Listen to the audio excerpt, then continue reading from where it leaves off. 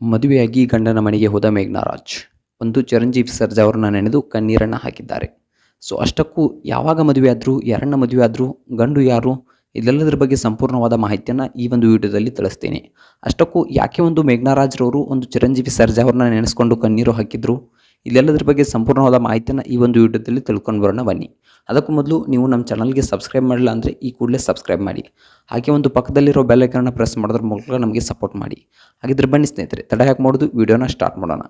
ಮೊಟ್ಟ ಮೊದಲನೇದಾಗಿ ಹೇಳಬೇಕಪ್ಪ ಅಂತಂದರೆ ಮೇಘ್ನಾ ರಾಜ್ ಹಾಗೆ ಒಂದು ಚಿರಂಜೀವಿ ಸರ್ಜಾ ಇವರಿಬ್ಬರು ಒಂದು ಪ್ರೀತಿಸಿಬಿಟ್ಟು ಮದುವೆಯನ್ನು ಆದಂಥವ್ರು. ತುಂಬ ಅಂದರೆ ತುಂಬ ಅನ್ಯೋನ್ಯವಾಗಿ ಜೀವನವನ್ನು ನಡೆಸ್ತಾ ಇದ್ದರು. ತುಂಬ ಒಂದು ಒಳ್ಳೆಯ ದಾಂಪತ್ಯಕ್ಕೆ ಜೀವನ ಕಾಲಿಟ್ಟಾಗಿಂತ ತುಂಬಾ ಚೆನ್ನಾಗಿ ಒಂದು ಜೀವನವನ್ನು ನಡೆಸ್ತಾ ಇದ್ದರು. ಆದರೆ ದುರಾದೃಷ್ಟವಶಾತ್ ವಿಧಿ ಕೈ ಕೊಟ್ಟಿತ್ತು. ವಿಧಿ ಕೈ ಕೊಟ್ಟಾಗ ಒಂದು ಚಿರಂಜೀವಿ ಸರ್ಜಾ ಅವರು ನಮ್ಮೆಲ್ಲರನ್ನು ಬಿಟ್ಟು ಅಗಲಿದ್ರು.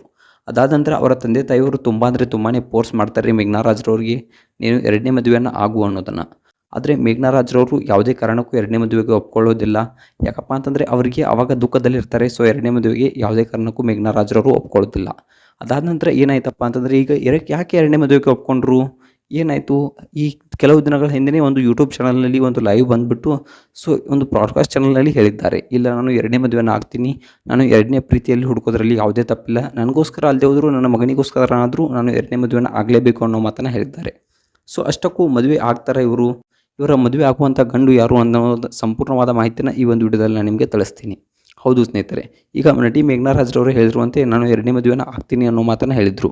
ಮೊಟ್ಟ ಮೊದಲನೇದಾಗಿ ನಾನು ಆಗಲ್ಲ ಅನ್ನೋ ಮಾತನ್ನು ಹೇಳಿದರು.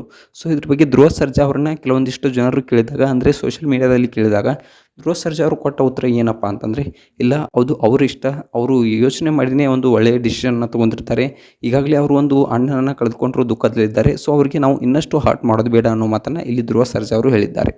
ಇನ್ನು ನಟಿ ಮೇಘ್ನಾ ರಾಜ್ರವರ ಎರಡನೇ ಮದುವೆ ಬಗ್ಗೆ ಎಲ್ಲವೂ ಕೂಡ ತಯಾರಿಯಾಗಿದೆ ಅಂತೆ. ಆದಷ್ಟು ಬೇಗ ಎರಡನೇ ಮದುವೆ ಆಗುವ ಎಲ್ಲ ಲಕ್ಷಣಗಳು ಕಾಣ್ತಾ ಇವೆ ಅಂತೆ.